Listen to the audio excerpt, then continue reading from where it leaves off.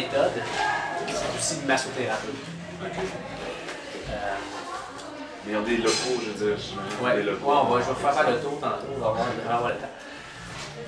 Puis, Est-ce que pour vous, il y a des périodes de l'année qui sont plus creuses, où il y a moins d'athlètes qui viennent s'entraîner, où il y a d'autres périodes qui ressortent, où c'est pas mal? non, je vais te dire, c'est bien la même scène comment ça marche. Moi, j'ouvre mon ordi, puis là, je décide quand je veux travailler dans l'année.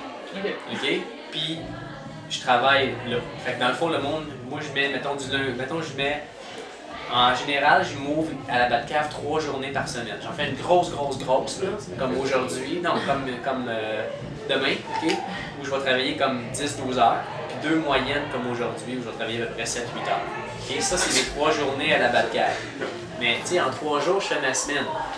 Puis, je me garde une journée par semaine pour étudier du matin au soir, lire, puis écrire, puis penser, puis travailler sur mes conférences, des trucs comme ça. Puis, l'autre journée, ben, c'est n'importe quoi, là. Fait que je me prends comme 3 jours off par semaine pour faire mes autres activités. Fait que je travaille 4 jours, mais en réalité, il y a 3 jours que je suis avec les clients que je rencontre, puis l'autre journée, c'est du travail personnel pour essayer de me garder à table dans le domaine. Puis ça fait, j'ai presque toujours fait ça. J'ai une journée d'études par semaine, pour moi, c'est super important pour après lire tout ce qui est sorti dans la semaine, puis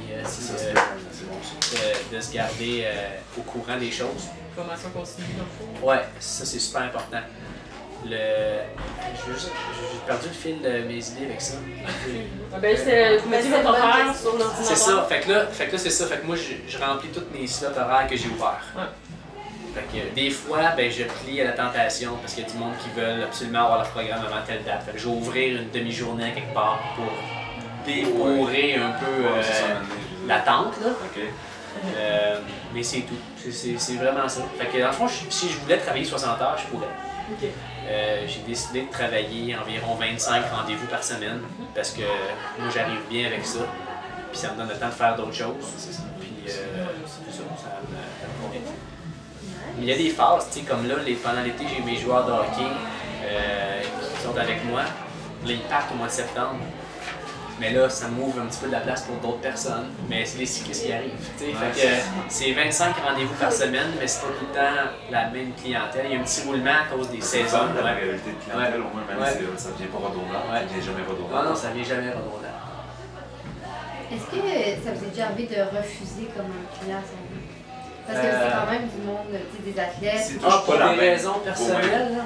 Mais tu ne touches pas les mêmes mentalités que vous. Tu n'as pas les bonnes valeurs que vous. Il y a une sélection naturelle qui se fait, je vais te dire. Quand que je rencontre le client pour son évaluation, puis j'y remets son premier programme, je ne le revois plus jamais, là. OK? Ben, je veux dire, je pense qu'il y a des actions que j'aurais pu faire pour conserver cette clientèle-là. Mais c'est pas ça que je veux faire. T'sais. Vous n'avez pas nécessairement besoin de faire ça non plus. Non, j'ai pas besoin de faire ça, puis j'ai pas le goût non plus de faire ça. Puis des fois, je le sens que cette personne-là, c'est pas ça qu'elle cherche. Mais moi, c'est ça que je veux offrir, puis c'est comme ça que je veux bâtir mon nom. Fait que on s'entend pas sur la façon de travailler. Je te donne un exemple. Les programmes à la carte. Il y a du monde qui arrive, ils disent moi je veux pas faire ci, je veux pas faire ça, je veux faire ci, je veux faire ça, nanana. Pour moi, un programme, tu peux pas choisir ça comme un menu au restaurant. Okay? Il y a des affaires qui s'imposent. Okay? Faut que tu fasses ça, faut que tu fasses ça.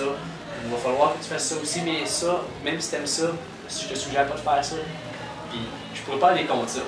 Je veux dire, pour moi, ça serait donner à la personne qu'est-ce qu'elle veut, avec toutes les conséquences néfastes que ça a. Je veux pas que la personne. Je sais qu'est-ce qui peut arriver, que ce soit les blessures ou n'importe quel problème. C'est quand même mon nom. Fait que si on ne réussit pas à s'entendre là-dessus, ben, probablement que la personne ne reviendra pas parce qu'elle a pas aimé ça. Elle n'est pas encore assez mature pour faire ce qu'elle a réellement besoin. Peut-être que plus tard, elle va revenir et elle va être prête. Okay?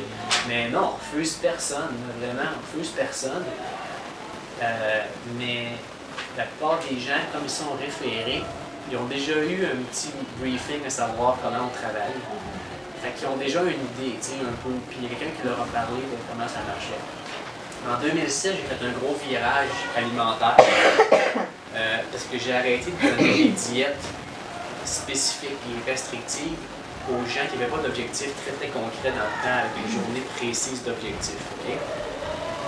Fait que là, je te donne un exemple, j'entraînais un top modèle qui s'appelle Julie Marston qui fait le pouvoir de GM Magazine régulièrement, plein d'affaires comme ça.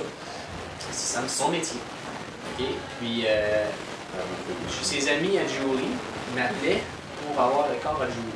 Mais eux autres, c'était juste pour. À l'année longue, tu sais, fait que je dis, ça fonctionne pas comme ça, tout ça. Puis là, ben, comme au téléphone, ils voyaient bien que je n'étais pas pour céder. Ben là, comme ils disent, ils sont comme dans l'évidence que laisse faire de bord, tu sais.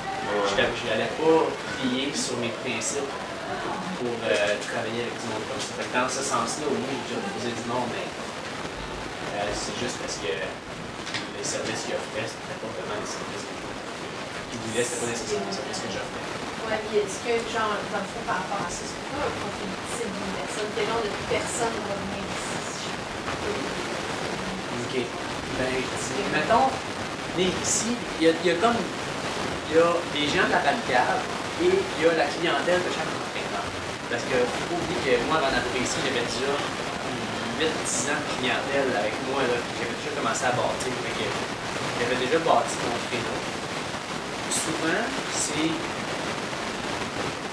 La majorité, c'est du monde qui, l'entraînement, prend une grosse place. Ça veut dire, même s'ils n'ont pas un gros revenu, toutes leurs dépenses vont en entraînement. Donc, je suis leur dépense numéro 1. Ma clientèle, en grosse partie, c'est ça. Je suis leur grosse dépense. Leur entraînement et leur passion, c'est tout. Okay? Fait que, je dirais qu'au moins 80% de ma clientèle, c'est ça. Le créneau de les week-end warriors, les athlètes de fin de semaine, mais ils sont pourtant très sérieux. C'est sûr qu'ils n'ont pas d'espérance d'activité ou quoi que ce soit, mais ils s'entraînent quand même très rigoureusement. Il y a un gros bassin de ça. Parce que souvent, c'est des gens qui sont rentrés des professionnels, ils aiment encore faire du sport, et en plus, ils ont les moyens pour